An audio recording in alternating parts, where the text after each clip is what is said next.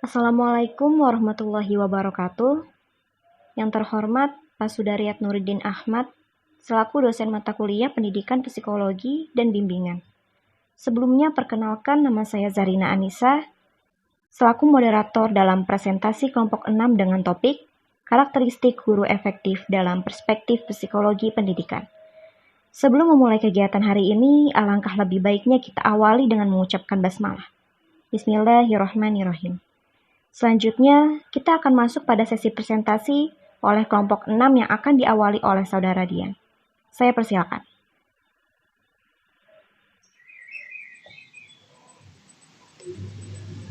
Baik, terima kasih kepada moderator telah mengizinkan saya untuk menyampaikan materi hari ini tentang karakteristik guru efektif dalam perspektif psikologi pendidikan. Sebelumnya, perkenalkan nama saya Dian Nugraha dari kelompok 6.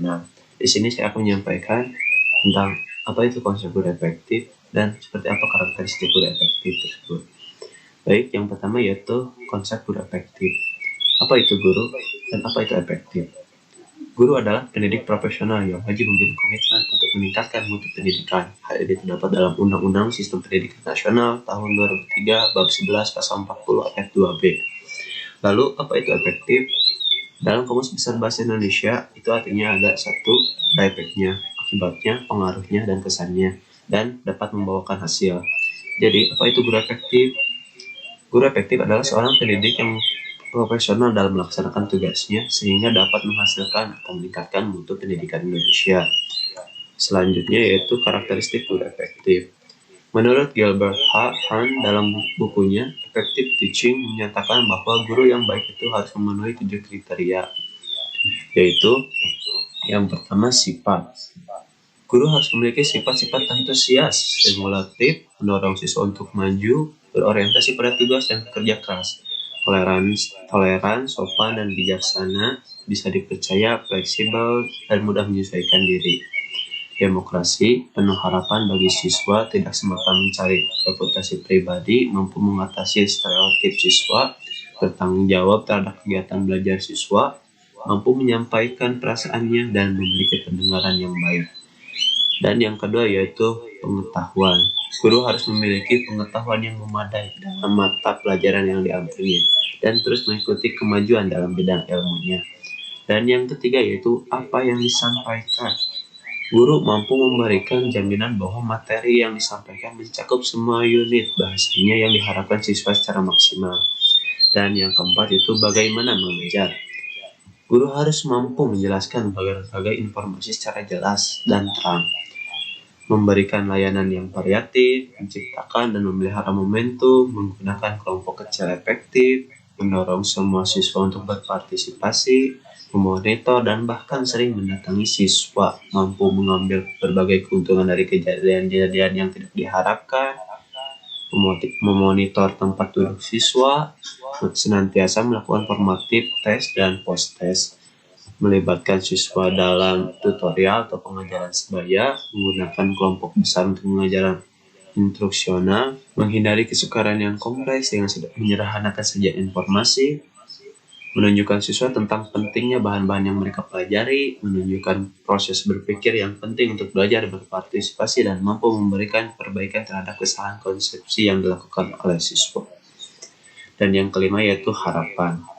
Guru mampu memberikan harapan pada siswa, mampu membuat siswa akuntabel, dan mendorong partisipasi orang tua dalam memajukan kemampuan akademik siswanya. Yang keenam yaitu reaksi guru terhadap siswa. Guru bisa menerima berbagai masukan, resiko, dan tantangan, selalu memberikan dukungan pada siswanya, konsisten dalam kesepakatan dengan siswa, bijaksana terhadap kritik siswa, menyesuaikan diri dengan kemajuan-kemajuan siswa, pengajaran yang memperhatikan individu, mampu memberikan jaminan atas kesetaraan partisipasi siswa, mampu menyediakan waktu yang pantas untuk siswa dalam membantu mereka belajar, lalu peduli dan sensitif terhadap perbedaan-perbedaan latar belakang sosial, ekonomi, dan kultur siswa. Dan yang terakhir menyesuaikan pada kebijakan-kebijakan yang akan menghadapi berbagai perbedaan. Dan yang terakhir yaitu manajemen.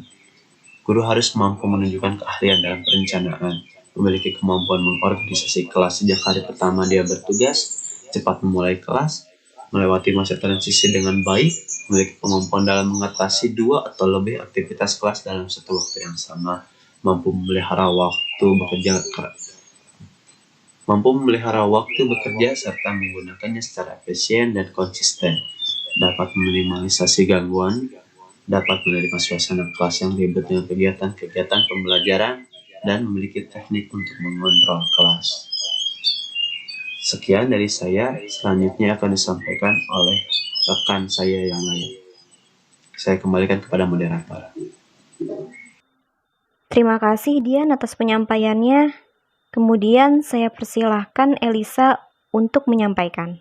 Terima kasih kepada moderator yang telah memberikan kesempatan dan waktunya.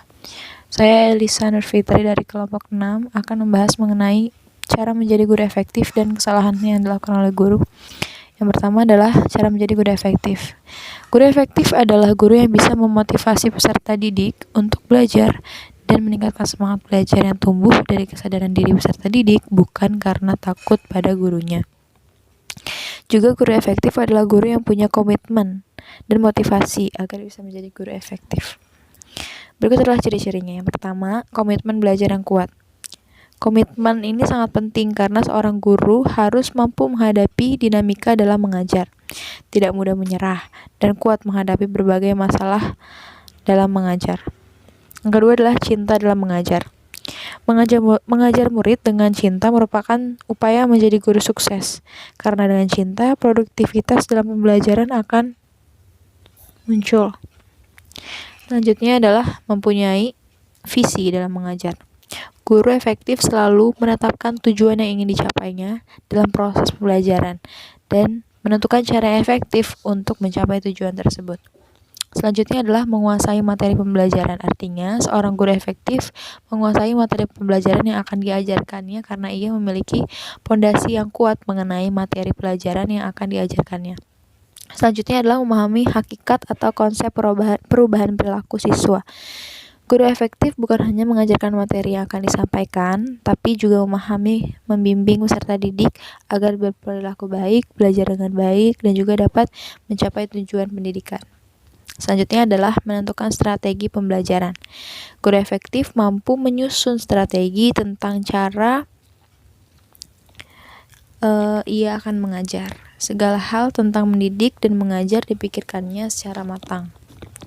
Selanjutnya adalah tidak berpikir egosentris, yakni guru tidak berpikiran egosentris, yaitu berpikir hanya melalui sudut pandangnya diri sendiri tanpa memperhatikan orang lain. Selanjutnya adalah peka terhadap suasana kelas. Guru efektif mampu mengatur kelas sedemikian rupa agar tercipta suasana belajar yang kondusif, nyaman bagi siswa. Selanjutnya adalah berkomunikasi secara efektif. Guru efektif memiliki kemampuan komunikasi yang baik sehingga pembelajaran yang diberikan tersampaikan dengan baik, juga dapat mempengaruhi motivasi dalam hal belajar.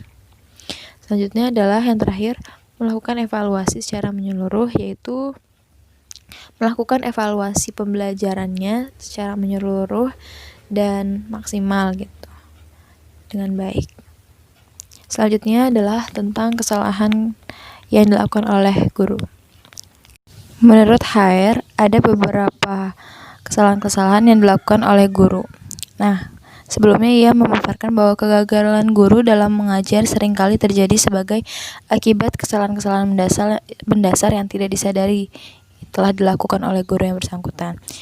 Berikut adalah contohnya. Yang pertama adalah berpikir egosentris. Kesalahan ini paling mendasar yang benar-benar kurang disadari oleh guru. Kesalahan ini juga akan berdampak pada timbulnya kesalahan-kesalahan lain. Contohnya misalkan ada seorang guru yang mengatakan bahwa saya sudah bersungguh-sungguh mengajar kelas ini tapi hasilnya sangat mengecewakan. Dari keluhan tersebut menunjukkan bahwa guru yang bersangkutan berpikiran egosentris yang hanya menurut dirinya sendiri tanpa memikirkan bagaimana siswanya dari perspektif siswanya. Selanjutnya adalah tidak peka terhadap perubahan. Suasana kelas dalam proses pembelajaran wajib hukumnya seorang guru mengendalikan kelas sepenuhnya. Hal ini penting agar proses pembelajaran berjalan dengan lancar. Tiga adalah adanya komunikasi yang tidak efektif. Sebagai seorang guru harus menghindari bahasa yang berlebih-lebihan atau bahkan mengancam, mengintimidasi peserta didik, karena itu semua hanya akan membuahkan sindrom ketakutan bagi peserta didik di satu sisi, dan di sisi yang lain hanya akan menjustifikasi bahwa diri kita sebagai seorang guru yang diktator dan otoriter. Yang terakhir adalah tidak melakukan evaluasi menyeluruh. Evaluasi pembelajaran harus dilakukan secara menyeluruh. Arti menyeluruh di sini adalah bahwa penyusunan soal evaluasi pembelajaran minimal harus mencakup bentuk-bentuk seperti pilihan ganda, isian, jawaban singkat, tidak hanya pilihan ganda saja atau isian saja, dan materi meliputi seluruh materi yang diajarkan. Baik, terima kasih. Kembali kepada moderator. Terima kasih Elisa atas penyampaiannya. Kemudian saya persilakan Nur Zahra untuk menyampaikan. Bismillah. Sebelumnya saya ucapkan terima kasih kepada moderator yang telah mempersilakan. Perkenalkan, nama saya Nur Zahra Latifah dari kelompok 6. Di sini saya akan menjelaskan tentang teknik mengajar guru masa kini dan pandangan peserta didik tentang guru efektif. Jadi poin yang kelima, teknik mengajar guru masa kini. Teknik-teknik mengajarnya itu ada 12. Yang pertama ada active interaction, yaitu mengajar sembari aktif berinteraksi dengan siswa, melakukan kontak mata, mengatur nada bicara, dan lainnya. Yang kedua ada applied learning, yaitu menggunakan metode praktek yang dicontohkan oleh guru dan kemudian dilakukan sendiri oleh siswa. Yang ketiga ada scanning and leveling, yaitu mengajar dengan memahami, menyesuaikan dengan tingkat kecerdasan tiap-tiap siswa. Yang keempat ada discussion and feedback, yaitu memberikan jawaban dengan membuat contoh yang mudah dipahami oleh siswa. Yang kelima ada storytelling, yaitu mengajar dengan cara seperti bercerita sehingga siswa tertarik dan mudah memahami. Yang keenam ada analogy and case study, yaitu mengajar dengan memberikan contoh studi kasus berdasarkan hal-hal yang ada di sekitar. Lalu selanjutnya yang ketujuh ada teaching and motivation, yaitu mengajar sembari meningkatkan gairah belajar dan rasa ingin tahu siswa. Yang kedelapan ada body language, yaitu menggunakan gerakan-gerakan tubuh supaya penyampaian lebih jelas, menarik perhatian siswa, serta mudah diingat. Yang kesembilan ada picture and group technology, yaitu mengajar menggunakan bantuan media, gambar, atau tulisan. Lalu yang ke-10 ada reasoning and argumentation, yaitu menjabarkan alasan dari suatu materi yang dianggap sulit agar siswa semakin paham. Yang ke-11 ada self-reflection, yaitu mempersilahkan siswa menjawab pertanyaan yang dilontarkan siswa tersebut untuk membantunya mengasah pola pikir. Lalu yang terakhir ada focus and point basis, yaitu mengajar berdasarkan rumusan atau poin-poin sehingga membantu siswa agar tidak mudah lupa. Selanjutnya saya akan menjelaskan poin yang keenam, yaitu pandangan peserta didik tentang guru efektif. Kami telah melakukan survei dengan menyebarkan kuesioner yang diisi oleh beberapa siswa maupun mahasiswa berkaitan pada pandangan peserta didik tentang guru efektif. Dan hasilnya ialah dapat dilihat di tabel, 83,3% peserta didik lebih menyukai guru yang rajin masuk kelas, 66,7% peserta didik lebih menyukai guru yang menyampaikan materi dengan serius. Lalu 52,8% siswa peserta didik lebih menyukai guru yang tegas, 91,7% peserta didik lebih menyukai guru yang humoris, lalu 69,4% peserta didik lebih tidak suka, 69,4% peserta didik tidak suka guru yang jarang memberikan tugas. Tapi bukan berarti siswa itu senang jika diberikan banyak tugas. Ini artinya kita sebagai guru harus tetap memberikan tugas tapi tidak berlebihan. Jadi disesuaikan dengan kemampuan siswa. Lalu 97,2% peserta didik lebih menyukai guru yang suka berinteraksi dengan semua murid. Dan yang terakhir 52,8% peserta didik 52,8% peserta didik tidak menyukai jika guru sering berkeliling kelas. Selanjutnya ada data hasil survei. Kami telah Dari hasil survei tersebut, hasilnya juga memperoleh data bahwa peserta didik menyukai guru yang bersikap terbuka kepada peserta didik, memberikan tips and trik dalam pembelajaran, bagaimana baiknya, dan lain sebagainya.